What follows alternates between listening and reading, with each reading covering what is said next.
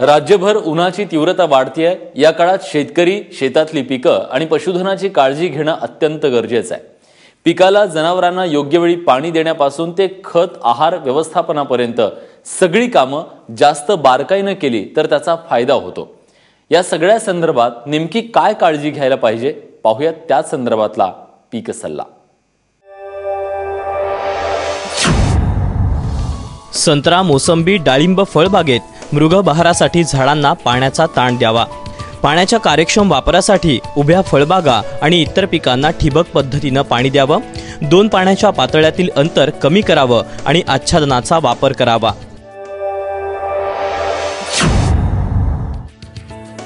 उन्हाळी भुईमुग पिकासाठी आर्या जमिनीत जाण्याच्या वेळी तसंच शेंगा पोसण्याच्या कालावधीत पाण्याचा ताण पडणार नाही याची दक्षता घ्यावी।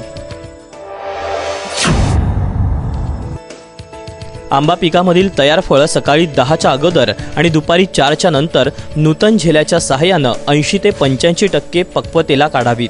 काढलेली फळं साका टाळण्यासाठी आणि उष्णतेपासून बचाव करण्यासाठी सावलीत ठेवावीत।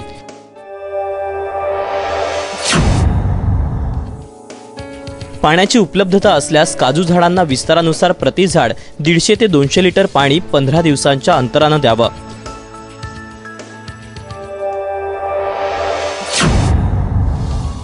दिवसाचं कमाल आणि रात्रीचं किमान तापमान वाढत असल्यानं कोंबड्यांचं उष्णतेपासून संरक्षण करण्यासाठी शेडला बाहेरून कापडी पडदे लावून त्यावर पाणी शिंपडावं।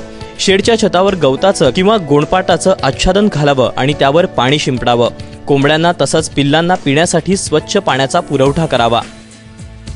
सध्याचं कोरडं हवामान पाहता उन्हाळी पिकांना, भाजीपाला आणि फळबागांना गरजेनुसार संरक्षित पाण्याची पाळी द्यावी आणि 2 पाण्याच्या पाळीतील अंतर कमी करून शक्यतो संध्याकाळी 4 नंतर पाणी द्यावं।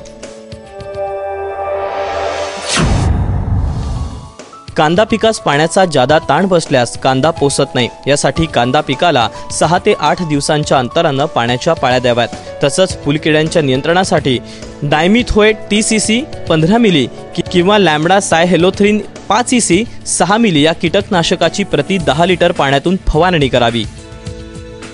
उन्हाळी पिकांना शक्यतो संध्याकाळी पाणी द्यावं आणि पिकांमध्ये आच्छादनाचा वापर करावा। उन्हाळी पिकावरील तुडतुडे, पानं गुंडाळणारी, खाणारी, बोंड्या पोखरणाऱ्या अळीचा प्रादुर्भाव दिसताच त्यांच्या नियंत्रणासाठी फेन्थिऑन 50% प्रवाही 10 मिली किंवा कार्बारिल 50% पाण्यात मिसळणारी भुकटी 40 ग्रॅम यापैकी कोणत्याही एका कीटकनाशकाची 10 लिटर पाण्यात मिसळून फवारणी करावी।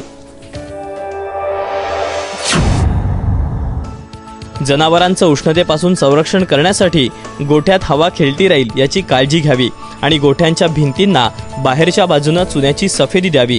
जनावरांना शुद्ध आणि पुरेसं पाणी द्यावं। ब्युरो रिपोर्ट, ABP माझा।